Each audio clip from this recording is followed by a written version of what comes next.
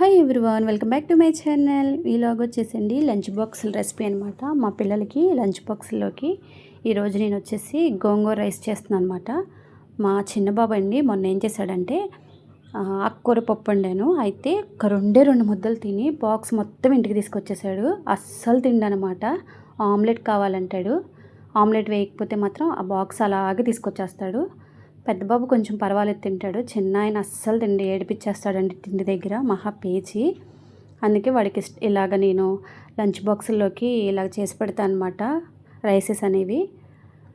ఈరోజు వచ్చేసి గోంగూర రైస్ చేశాను అనమాట. తింటాడు కదా ఇష్టంగా అని చెప్పి. పప్పు వండినా సరే మళ్ళీ ఆమ్లెట్ కావాలంటాడు. అందుకనే అలా కాకుండా ఇలా రైస్ చేద్దామని చెప్పి ఫస్ట్ గోంగూర తీసుకుని శుభ్రంగా వాష్ చేసేసి కొంచెం ఆయిల్ పోసి ఉడికించుకుని పక్కన పెట్టుకున్నాను. నెక్స్ట్ వచ్చి అదే బండిలో ఆయిల్ పోసుకుని మన బిర్యానీ దినుసులన్నీ కొంచెమేనండి వేసుకున్నాను. నెక్స్ట్ వచ్చేసి ఎల్లుల్లిపాయలని చిన్న ముక్కల కింద కట్ చేసుకుని అవి కూడా వేసేసుకోవాలి. ఒక ఆనియన్ని చీలికల కింద కట్ చేసుకుని పచ్చిమిరపకాయ వేసేసుకుని సిమ్లో పెట్టుకుని వేయించుకోవాలన్నమాట. ఇవి కొంచెం వేగుతాయి కదా, ఈలోపు మనం గోంగూర చల్లారిపోయి ఉంటుంది, మిక్సీ పట్టేసుకుని అది కూడా పక్కన పెట్టేసుకున్నానండి. నెక్స్ట్ దీనిలో 1 స్పూన్ వరకే అల్లం వెల్లుల్లిపాయ పేస్ట్ వేసుకోవాలి.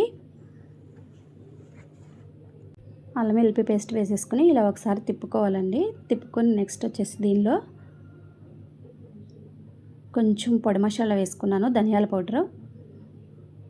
మీ దగ్గర ఉంటే జీలకర్ర పౌడర్ కూడా వేసుకోవచ్చు, నా దగ్గర లేదండి. కొంచెం సాల్టు, 1 స్పూన్ వరకే కారం వేసుకున్నాను, ఎందుకంటే పచ్చిమిరపకాయలు వేసాం కదా. 1/2 స్పూన్ వరకే వేసుకున్నాను అనమాట. కొంచెం జీలకర్ర పొడి చేసి వేసుకోండి, చాలా టేస్టీగా ఉంటుంది. గోంగూర మిక్సీ పట్టేసి పక్కన పెట్టుకున్నాను కదా, అది కూడా వేసేసి బాగా మిక్స్ అయ్యేలా కలుపుకోవాలి.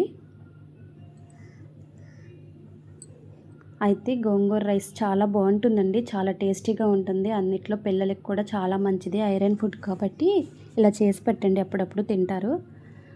మా బాబు అయితే ఇలా గోంగూర రైసు, పుదీనా రైసు, కరివేపాకు రైసు, టమాటా రైస్ ఇలా చేసి పెడుతూ ఉంటారనమాట. వీక్లీ 2 టైమ్స్ అయినా సరే 3 టైమ్స్ అయినా ఇలా చేసి పెడుతూ ఉంటే తింటాడు. కొంచెం కొత్తిమీర వేసుకుని మనం ఆల్రెడీ ఉడికించి పక్కన పెట్టేసుకున్నామని కదా రైసు, మనం ఎంత క్వాంటిటీ కావాలో అంత తీసుకుని రైస్ కలిపేసుకుంటామేనండి. బాగా మిక్స్ చేసుకోవాలి. నేనైతే పిల్లలిద్దరికీ కాబట్టి ఇద్దరికీ కలిపాను.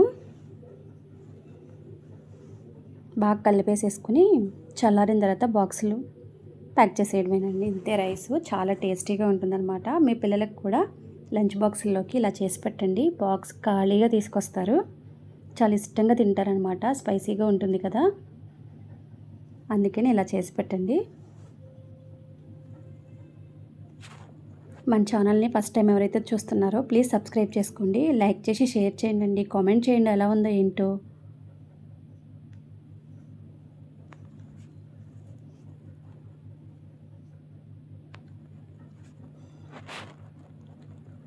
థ్యాంక్ యూ అండి, థ్యాంక్ యూ ఫర్ వాచింగ్.